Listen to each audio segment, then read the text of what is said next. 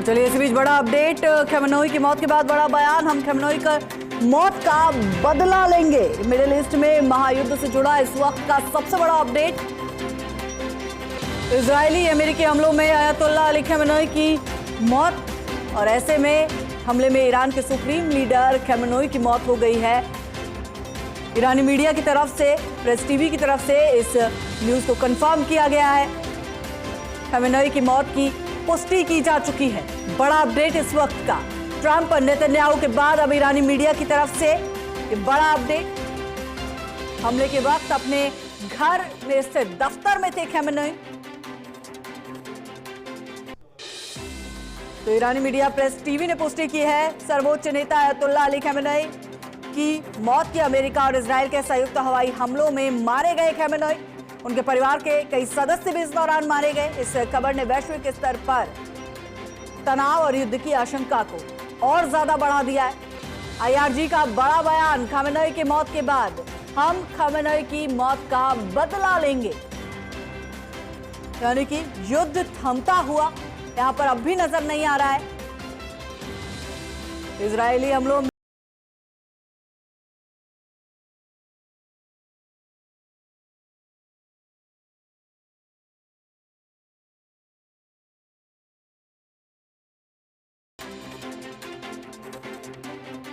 Press TV ने Khamenei की मौत की पुष्टि की है। ट्रंप नेतन्याहू के बाद अब ईरानी मीडिया प्रेस टीवी की तरफ से खमेनेई की मौत की पुष्टि कर दी गई है। खमेनेई ने आधिकारिक तौर पर यह पुष्टि कर दी है कि इस्लामिक क्रांति के सर्वोच्च नेता अयतुल्ला अली खमेनेई अमेरिका और इजराइल द्वारा किए गए संयुक्त हवाई हमलों में मारे गए। वहीं खमेनेई की मौत के बाद ईरान में 40 दिन के सार्वजनिक शोक की घोषणा की गई है। ईरान के सुप्रीम लीडर की मौत पर ईरानी सेना का बयान सामने आया है। खमेनेई की शहादत हो गई। खमेनेई की मौत के बाद आईआरजी का ये बड़ा बयान, बदला लिया जाएगा आईआरजी की तरफ से कहा गया है। और चलिए ज्यादा जानकारी के लिए रिटायर्ड कर्नल देवानंद हमारे साथ जुड़ चुके हैं। देवानंद जी, बड़ा अपडेट यहां पर यह है कि आईआरजी की तरफ से खमेनेई की मौत के बाद ये बड़ा बयान सामने आया है कि बदला लिया जाएगा, यानी कि युद्ध थमता नजर नहीं आ रहा है।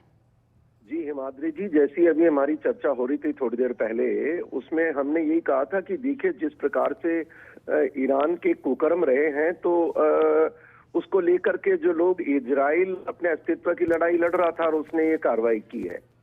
और उस समय भी लग रहा था कि ईरान ने जिस तरह रिटेलिएटरी अटैक किए कि ये युद्ध रुकने वाला नहीं है।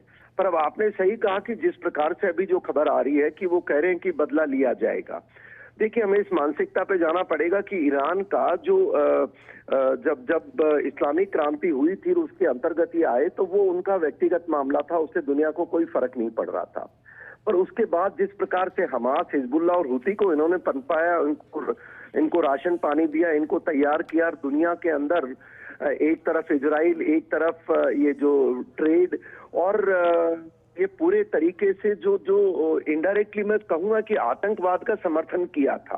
देखिए प्रॉक्सी क्या होता है, हिंदुस्तान क्या, हमने क्या भुगता है, पाकिस्तान का प्रॉक्सी, और उसकी सजा उनको मिली है, ऐसा मैं देख रहा हूं। पहली बात। दूसरी, अब वो करें बदला लिया जाएगा, बिल्कुल लिया जाएगा। इनकी मानसिकता में कभी शांति हो ही नहीं सकती ना। और ये रेजीम, अब क्या होगा कि उनके कहने से मात्र कुछ नहीं होगा। दुनिया आज तंग आ चुकी है आतंकवाद से। हमने देखा कि भारत किस प्रकार इसकी सजा पाई, हमने, हमारे लाखों नागरिकों की, निर्दोषों की हत्या हुई है इसके अंतर्गत।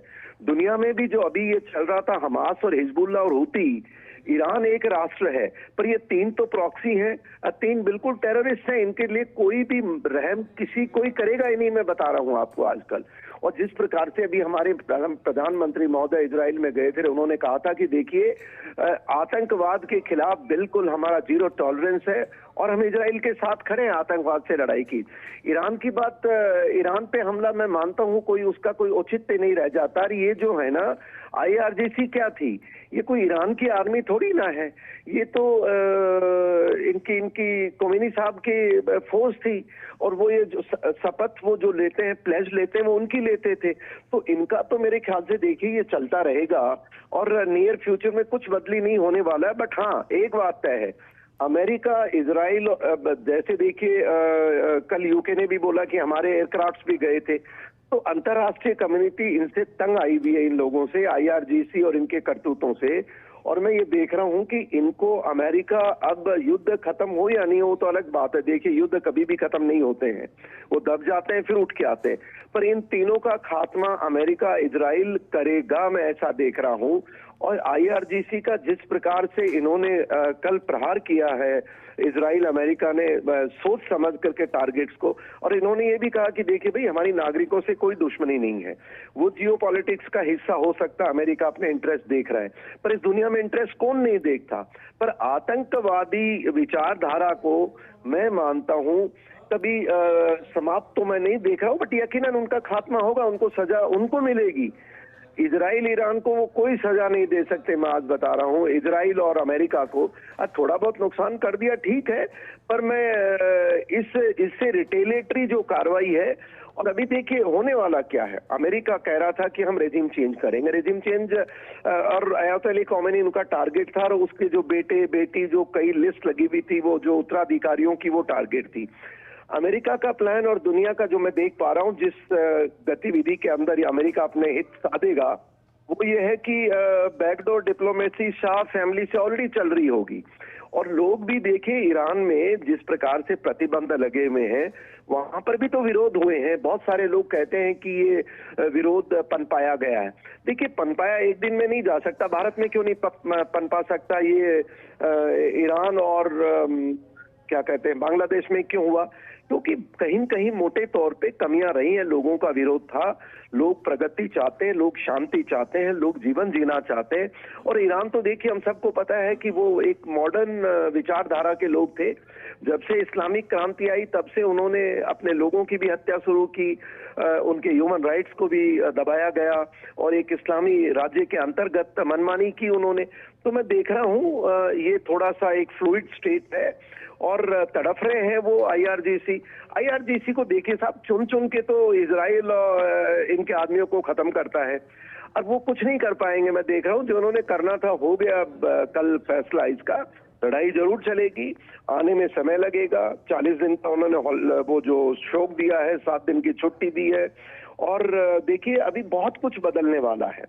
और अभी जैसे टाइम देंगे, आईआरजीसी नहीं मानेगी तो मैं मानता हूं कि इनका बिल्कुल सफाया किया जाएगा, और किया भी जाना चाहिए अंतर्राष्ट्रीय शांति के लिए। मैं ऐसा देख रहा हूं इसमें। बिल्कुल। और देवानंद जी, साथ ही साथ खाड़ी देशों में अब इस युद्ध के बाद, खामेनेई की मौत के बाद किस तरह की स्थितियां देखने को मिलेंगी? क्या स्थितियां पूरी तरह से बदल जाएंगी? देखिए, खाड़ी में जो शांति हम सामान्य अंतर्राष्ट्रीय देश देखते हैं, वो अपने तेल का स्वार्थ देखते हैं, देखिए, और उनको अंदर क्या लड़ाई चल रही है, क्या मानसिकता है, उससे बहुत कम को लेना देना है। दूसरा, वहां लोग अपने हथियार बेचने के लिए जो वेपन लॉबी है वो देखती है, उसको एक डेस्टिनेशन देखती है।